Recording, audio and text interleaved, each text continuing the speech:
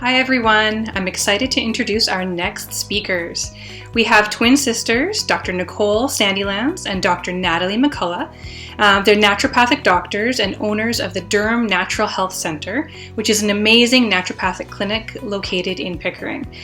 They treat all members of the family, but they both have a very special interest in treating women's health and hormonal concerns. Today they're going to teach us about hormone basics and what it can feel like when your hormones are just not quite well balanced and when things aren't going so well.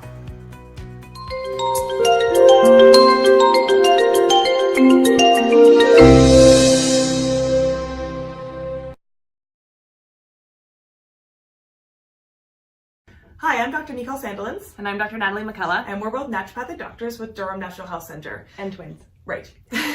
And we are here to talk to you about hormones. This is something that we talk about all the time in practice. We are both very passionate about women's health, and that obviously includes all things hormones. So what we wanted to talk to you today about was what are your hormones and what are they? We talk about those terms all the time, but trying to get a good understanding of what are they? So hormones are very small little chemical messengers that are released into the bloodstream that then go towards a tissue to have an action. And so they create or govern all sorts of different processes within our body. So things like growth and development, our blood sugar, appetite, satiety, our body temperature, our cognition, so all sorts of different things. Our reproductive organs, obviously, and sexual function are the big things we think about, but they do have actions outside of that. And our hormones are produced by various glands in the body. So we have we sort of have our major gland, which is in our brain. It's our pituitary gland, and that is sort of like the center of sort of our hormone production. We also have our pineal gland, our thyroid gland, which a lot of people are familiar with and will have tested on their regular blood work. We have a thymus gland, which is behind our sternum, which produces some various hormones. We have our adrenal glands, our ovaries, and our pancreas actually produces one of our major hormones, our insulin, which helps with blood sugar regulation. So they're sort of secreted by various glands within the body. And so let's talk a little bit about the big female hormones. So the big two you always hear about are the estrogen and the progesterone, right? And so estrogen is produced by the ovaries, but it's also produced by our fat cells and our adrenal glands. And we don't often think about those two areas. And so estrogen's main role is in the development of what we call our secondary sex characteristics. So things like development of breast tissue, armpit hair, pubic hair. It's also why we have our wider hips. It's also responsible for that. And so estrogen is mainly in the first half of our menstrual cycle. That's where estrogen has its main role with helping to prepare the uterine lining for implantation, essentially, and for a pregnancy. But what we notice is in postmenopausal women, we also see this decrease in bone density, and that's because estrogen has a very protective role to play on our bone health. So we don't usually think about that, but we do see that, and that's why in postmenopausal women that becomes a bigger concern or something we're watching. Yeah, the other big hormone which Nicole spoke about was progesterone. So I always say progesterone starts with a P, think pregnancy. It is really important in sort of that second half of our cycle. So after ovulation, progesterone becomes sort of that dominant hormone in that second half. And its big role is to build up that uterine lining to allow for implantation to occur. If a pregnancy does ensue, then progesterone will help to sustain that pregnancy. So really important in sort of the second half of that cycle. And if there is no implantation in pregnancy, then progesterone will abruptly drop, and then the period will start. That's sort of its big role. We also hear about, or I shouldn't say hear about, we hear less about DHEA. So DHEA is a precursor hormone. It's made by the adrenal glands predominantly, and it is gets converted into other hormones in the body.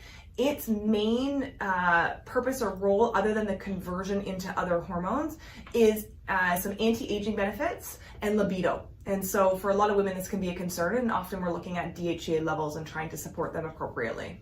Another one that of our major hormones, which we always think about a male hormone, but females produce it as well, is testosterone. So that is another important hormone, works with estrogen to help balance and maintain our female reproductive tissues and our bone health as well. And then cortisol. I'm sure most of you have heard about cortisol. Cortisol is often referred to or spoken about as our main stress hormone.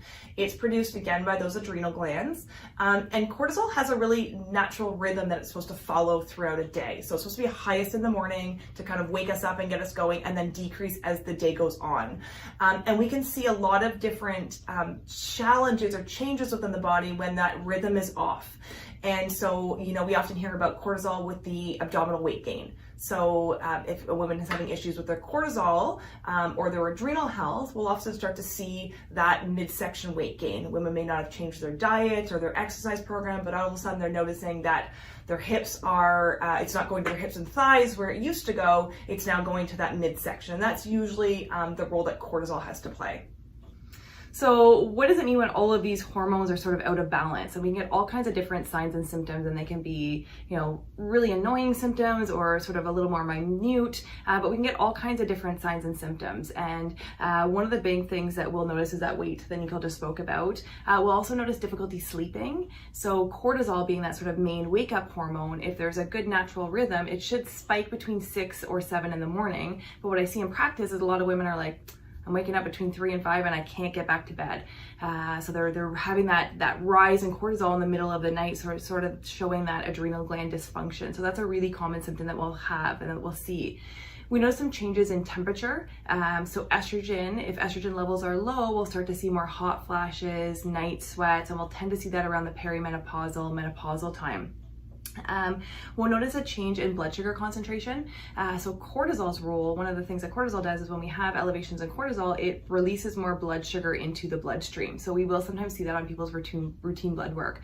Maybe they haven't changed their diet, maybe they haven't changed their weight, but all of a sudden their blood sugar levels are starting to creep up. So this is something we can look at.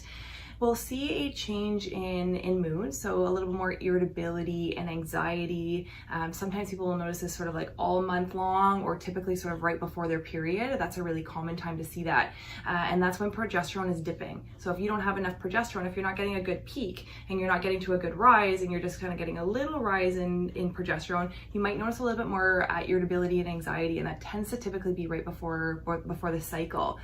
We can see long-term or unexplained fatigue. So people are just like, oh, I'm just so tired, I don't know what's going on. And that can be that adrenal dysfunction and cortisol dysfunction, depression, headaches, bloating, change in libido, irritability, infertility, and then all things periods. So I always say painful periods, heavy periods, irregular periods. These can all be signs of hormonal imbalances. So all things that we should investigate and look at a little bit further.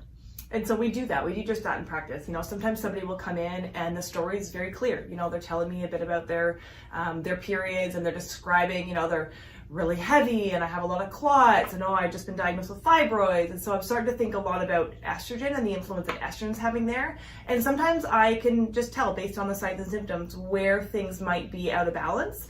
But sometimes the story is a little bit more complicated than that, because our hormones really are this delicate interplay, this delicate orchestra, that when one is out of balance, it can really throw off something somewhere else. So sometimes it's not quite as obvious to us, and that's where we might have to do some testing. And so we have a couple of options available to us when it comes to understanding or testing our hormones.